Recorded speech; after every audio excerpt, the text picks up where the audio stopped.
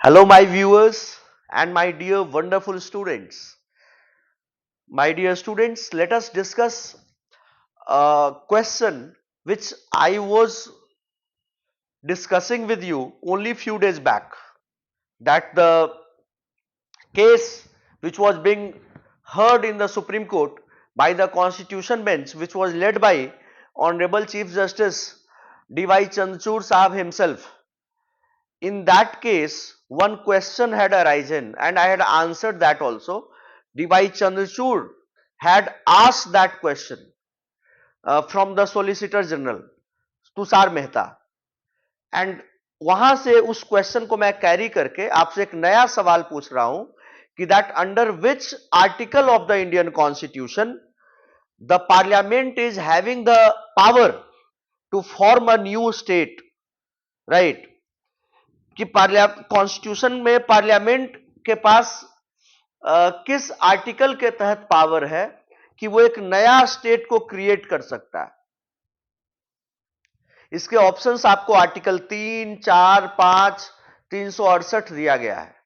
देखो 4, 5 में तो आप कंफ्यूज हो सकते हो, 368 में क्योंकि 3, 4, 5 लगातार दिया गया है तो यहां पर आपको कंफ्यूजन हो सकता है। 368 इसलिए दिया गया है क्योंकि 368 में अमेंडमेंट ऑफ द कॉन्स्टिट्यूशन की बात की गई है, तो 368 को भी ऐड कर दिए हैं कि अगर आपको नहीं पता होगा तो आप कंफ्यूज हो जाइएगा इसमें कि एग्जैक्टली कौन सा होगा, सही कौन सा होगा। तो इस क्वेश्चन में आपको ध्यान रखना है कि article 3 will be the right answer. Article 3 सही आंसर होगा। आप याद करो लगभग 3-4 दिन पहले जब हम लोग न्यूज़पेपर डिस्कस कर रहे थे तो द हिंदू के एनालिसिस के टाइम में फर्स्ट फ्रंट पेज का न्यूज था जो कि लगभग 30 मिनट तक है। वो सिर्फ हम लोग इसी पर बात किए हैं कि जो सुप्रीम कोर्ट में बहस हो रही थी, तुषार मेहता सॉलिसिटर जनरल की तरफ से क्या कहा जा रहा था और चंद्रचूड़ साहब की तरफ से क्या कहा जा रहा था। तो चंद्रचूड़ साहब ने कहा था कि आर्टिकल 3 में पार्लियामेंट को यह पावर दिया गया है that they can create a state.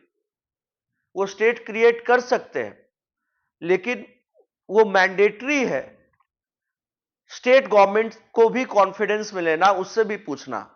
ये chief justice of India DY Chandrachud साहब ने कहा था। ओके, तो इसका क्लियर आंसर होगा article 3, that under article 3 of the constitution of India parliament is having the power to enact और to create, to form a new state. Article 3 को अगर जब आप पढ़ते हैं तो आर्टिकल 3 में साफ साफ लिखा गया है कि that it is talking about formation of new states and alteration of areas, boundaries and names of existing states. ये सारा काम आर्टिकल 3 के तहत किया जा सकता है।